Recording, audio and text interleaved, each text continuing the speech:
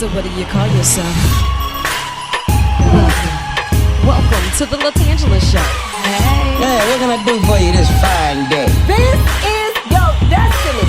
Hot, hot, hot. Right now. Welcome to the LaTangela Show.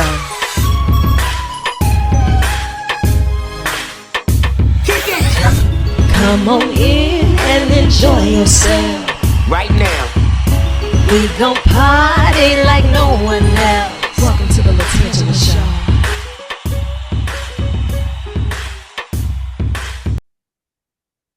Good morning, good morning, good morning, sunshine. How are you? How are you doing? I am excellent, even better now that I have you in the hot seat and on the tan line. Life is looking up for me. Well, thank you so much for having me, Tan. It's good to see you. Good to meet you. Same here. I want you to think of this as an extension of your office. You're always inking something and bringing these wonderful pieces to life. And I know with this one, you probably had a blast telling all of these legendary stories and piecing it all together with Love Your Bum. Now, it's available, it's streaming, we can find it just about everywhere. But what was the inspiration of even wanting to let these pages jump off and say, this is the piece that we want to present to the world? Well, Tam, that's a great question because when we look at this, one of the things that Lucky Number 8 Productions, my production company, does, and you've got Ken Burns coming out with a wonderful documentary. Our documentaries wanted to be one that inspired, educated, and uplift. Those are the documentaries that we want to tell. And how could you not tell it better than with Bum Phillips, who uplifted a whole town, the whole city of Houston for a period of time. He took a bunch of C, maybe B players, turned them into A's. He took a very losing team and turned them into a winning team and a winning franchise.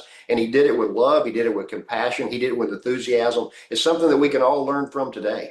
Absolutely. And when you start talking about those teams that's already starting from ground zero, so to speak, they're already going into the tunnel thinking, what's the purpose of doing all this practice if we're going to go out there and lose every time we turn around? Starting with the mentality of building those players against all odds, that had to be a great testament to his character as well. It was, and if you watch the documentary, which I know that you're going to, but long story short is when he was in World War II, he got to see men die around him, and he made the comment that he didn't understand why a drill sergeant had to yell at him. He knew what his job was. He knew how to perform his task as a military man, and I think he brought that into coaching because he didn't yell at his players. He brought players in as a family unit. He motivated by conversation. He motivated by giving them good advice and watching how he lived his life. They wanted to live their life in an uplifting and in a good way where he's doing the right thing when nobody was looking. And I think they took a lot of spirit from that. And like he says, you'll fight more for your family than you will anybody else. And that's the reason he created a family atmosphere with the Houston Oilers. And I think that's what brought that winning spirit to Houston. I love that. And the more you started speaking to those who talked about his legacy, tell me a little bit about that. You're bringing all of these people together to say different things, and even his legacy living on through his son and grandsons now out there doing what needs to be done. Like that is something different.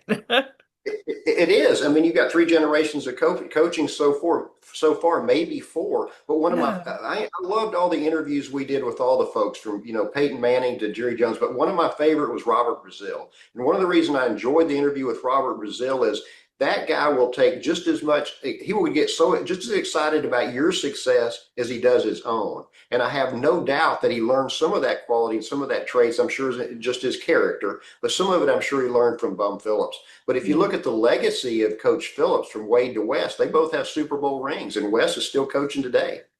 Look, that's got to speak volumes. But you also look at the character of these men. They're just really good men. It's almost impossible to say what's going to make the cutting room floor. What was the hardest piece to say, I got to leave this piece out? That's an interesting question. I think we captured the majority of what the stories that we wanted to tell. We got to see the heart and spirit of Houston, Texas. We got to see the phenomenon of Love You Blue. If you'll remember, you might have been too young for Love You Blue, but it took over the whole city of Houston. And if you'll remember, Tan, they lost to the Pittsburgh Steelers. But that night, Houston filled up the Astrodome and all the surrounding areas around the Astrodome for a losing game. That's how much they love Bum and they love that Oiler team. Everything from Billy White, Sheet Johnson to Robert Brazile to Dan Pastorini. What a great group of people that were on that team at that time. Right.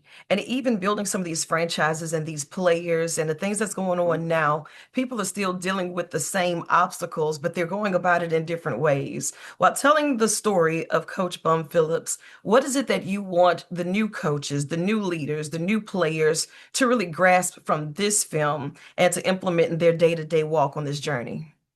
Well, I think the thing that we learned from Bum is the way he treated people.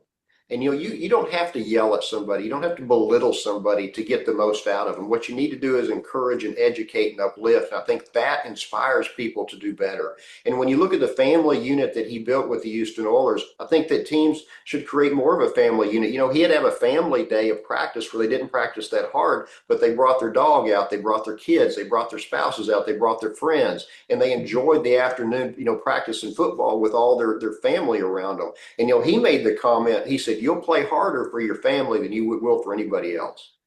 That's beautiful. You mentioned at the beginning of the interview that you wanted your pieces to uplift and to inspire.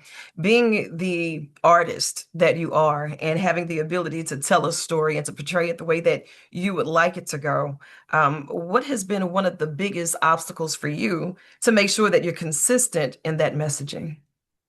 Well, one of the things that we want to step away from is everything's about money, money, money. Well, maybe a documentary about a not so wonderful person would make a little bit more money, but that's not the story I want to tell. I want to tell stories about really good people that are doing really good things in this world. Let's get away from the negativity. Let's stay high. Let's take the high road and talk about the positive things about people. And I think that's where we're going to go with Lucky Number 8 Productions. And I think that's one reason that Love Ya Bum is catching on like fire, because you don't have to be a football fan to walk away from this film and be entertained and educated. And at the end of it, when he passes away, it's emotional. Right. He passed away, that the city and everyone that he inspired, they felt that. And knowing that his legacy is still living on and that his story is still inspiring so many, I'm excited to see this documentary. I'm excited to see the other things that's coming across your desk because I know there's always something that's next for you. And this is an extension of your office, but I only have one challenge for you. You're going to have to at least do a premiere or preview or something like that in Louisiana. So you have to make a field trip for the next one. I got you on some You count you, etouffee. I you got you on count some on it. beignets. Okay? You can count on it. Thank you, Tan. Absolutely. I know you have more work to do. So I'm gonna let you chase the sun or let the sun chase you. But either way, get after it. I love you, and there's absolutely nothing you can do about it. Thank you. Thank you so much. Look, and take my pooch for a walk. You'll be ready in a minute. Look, Are you saying? so cute. Thank you so much. Thank you. Bye-bye.